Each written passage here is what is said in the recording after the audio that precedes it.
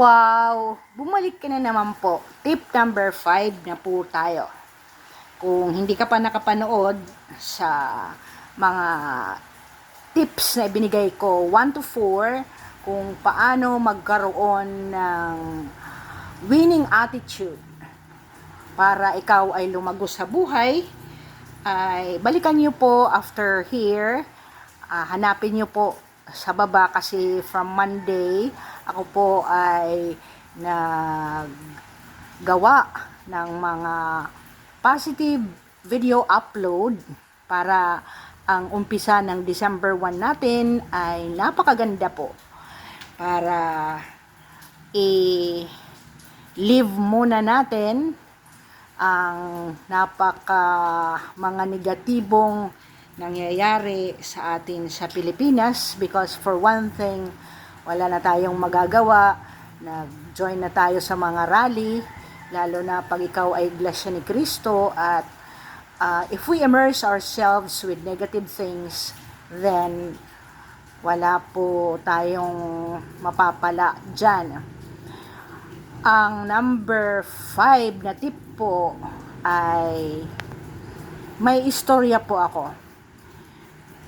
People would always want to shortcut. May istorya itong libro na to na gusto niya pumunta sa destinasyon ng daily school or attendance niya sa employment niya. Pero may dalawang daan. Yung isang daan ay shortcut at may manhole or malaking hole na prone ka papunta or pauwi na mahulog ka sa butas na yan, na nandoon ang mga basura, nandoon ang mga peste, pero napaka-short po. Like, if you would want to walk for 15 minutes going to that destination, ay makukuha mo lang po ng 3 minutes. Kaya lang, yun po ang mga challenges. Pero, may pangalawang route po na mapupuntahan mo yung destination mo at walang iba. Hindi ka pwedeng sumakay ng pedicab, walang taxi, walang pwedeng sakyan doon, kundi maglalakad ka talaga on foot.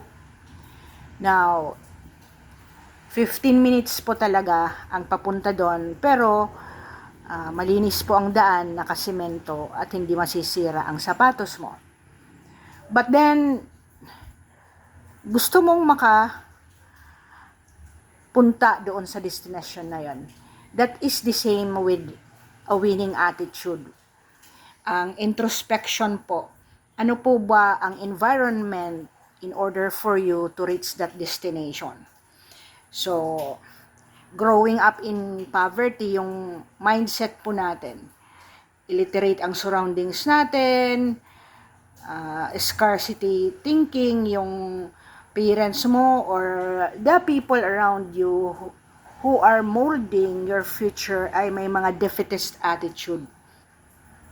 Palaging hindi natin kaya yan, we can't afford that, or limited aspiration. Naku, hindi natin kayang mag-doktor ka or mag-nurse ka kasi hindi kaya ng resources natin. But, punta po kayo sa playlist ko last year na sinabi ko na ang isang doktora ay ang nanay niya ay labandera lang at walang ibang resources. Pero natapos po siya. Dito po siya sa Remedios Trinidad,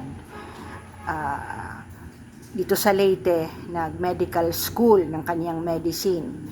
At nang siya ay nag-take ng examination sa St. Luke's, nung nakapasa na po siya at top 10 po siya sa medical board exam, siya po ay number 1 sa St. Luke's. At yun po ang isa sa mga success story na ibinigay ko. Marami po akong success stories. You just go to Unlock Your Freedom for financial abundance, and then yung rich mindset ko, nandun po yun. Marami po akong playlist ng mga inspirational and motivational videos. Sunod po, dahil sabi ko sa inyo, una ang attitude mo, may Diyos ka, may resolve ka to rise above sa current environment at situation mo. Number 3 tip is, meron kang plano at nagkakakuha ka ng mentor. Yung kahapon ay ang foresight mo. Ano ba ang gusto mong gawin? This time ay ang process. Ikaw lang po ang makakapag-choose ng process, whether you go to the left doon sa may manhole to reach your destination na mabaho doon at baka mahulog ka pa sa manhole pagpapunta mo doon, at masisira ang sapatos mo kung papunta ka doon, or dito ka sa right side na 15-minute walk on foot. Ganyan po ang buhay, wala pong shortcut. Kagaya nito, pwede ko naman ibigay sa inyo, mag-enumerate lang ako sa inyo ng steps on how to be rich or on how to be having an abundant life. So, but hindi po pwedeng ganon po ang ating buhay. Ang sunod ay resource gaps. May limited kang network and you can slow your skills building. Pero pag nag-aaral ka po, sa high school, alam mo, merong kang teacher talaga niyan na magiging paborito ka. Or whoever in the school who can help you na maka-influence or matulungan ka makakuha ng scholarship or ano pa ba yung ibang resources na makapag-working student ka sa medyo may nakakaangat ang buhay na mga tao dyan sa school mo. Emotional stresses and patterns. So, nakikita mo yung parents mo. Diba ang aking tip number 4 is know yourself. Kasi dapat malaman mo muna kung sino ka. Who are you? Who am I? And by understanding that, maiintindihan mo si tatay, si nanay, why they are saying those things the way that they are teaching you the wrong values. Parang kagaya ko po. My mom and my dad were children of the Second World War. So, if undergo po ka po ng war, napaka-scarce po ng food. Kaya kahit anong ganda na ng aming naging buhay ay puro po sila negative ang sinasabi sa akin.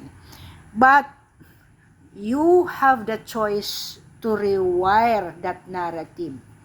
Diba? I-break mo po ang cycle, mag-create ka ng abundance thinking that you are worth of growth. Kasi sila wala na, lalo na ako nga, naging pulis ang father ko, naging faculty in an academic institution, silang dalawa ng mom ko. And naging politician po ang father ko eventually before he left for USA. But then, it never changed the way that they looked about the lives of the people around them.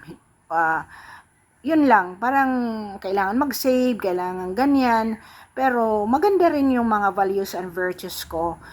Kaya lang, hindi ko na attain yung mga gusto kong gawin noon kasi meron silang mga ganong mga values na nag-i-escape sila sa possibility ng opportunities. Ang next topic po natin bukas ay paano magkaroon ng leapfrog mindset, that we break from emotional and environmental change that had weighed us down. And until now, nagiging presuhan mo po yan dahil nga sa mga taong nakapaligid sa'yo. Dahil illiterate ang mga taong nakapaligid sa'yo, may mga bisyo na hindi sila nakaka-survive. But at the end of the day, I will always say to you, God give you the present time. Present is a gift. That's why present is a gift. And una pong present or gift ni God sa humanity is choice. Bukas po, let us upload the next step in order for you to rise above the poverty and the prison that you are in.